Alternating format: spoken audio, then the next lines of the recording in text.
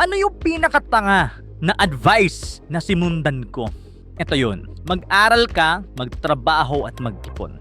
Yan daw ang sikreto ng tagumpay. Well, dati naniniwala ako. Ngayon hindi na. Ito kasi yung tinuro sa akin nung bata pa lang ako. Mag-aral ka ng mabuti, maghanap ka ng stable na trabaho at mag-ipon ka ng paunti-unti hanggang yumaman ka. Sound safe, di ba? Pero sa totoo lang, yan yung reason kung bakit maraming late bloomer, underpaid at overworked. Kasama ako dati doon. Na sana ito na lang yung ginawa ko. Nag-aral ako habang nagtatrabaho. Hindi full-time trabaho kaagad, pero sabihin natin mga part-time work habang nag-aaral sa college. Para pag-graduate ko, di ako beginner katulad sa mga newly graduate. At meron akong edge sa mga employer. Number 2, magkatrabaho ako sa iba't ibang companies. Hindi lang isa. Bakit? Hindi dahil sa sweldo, kundi para makalikom ako ng skills and connections sa iba't ibang mga companies. Siyempre, lilipat ka at lilipat ka din. Natataas dapat ang sahod mo. Ginagamit ko ang bawat company bilang training ground. Every 6 to 12 months, upgrade,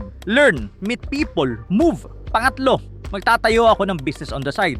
Kahit maliit lang, sabihin natin editing gig, merch or digital product. Kasi ang tunay na freedom is hindi galing sa ipon. Ang tunay na freedom is galing sa kung nakokontrol mo ba ang oras mo or yung kita mo. So totoo, ang pinakatanga na nasundan ko is yung pinaka-safe. Mag-aral, magtrabaho at mag-ipon. Safe yun, di ko sinasabi pangit yun. Safe lang pero slow at limited. Mas okay pa rin sa akin habang nag-aaral, natututo kong mag-build ng skills, system at business. Ayun yung combo na hindi tinuturo sa school, pero yun yung nagpapayaman sa labas. Ikaw, ano yung safe advice na sununod mo na sana mas maaga mong binasag? Comment down below.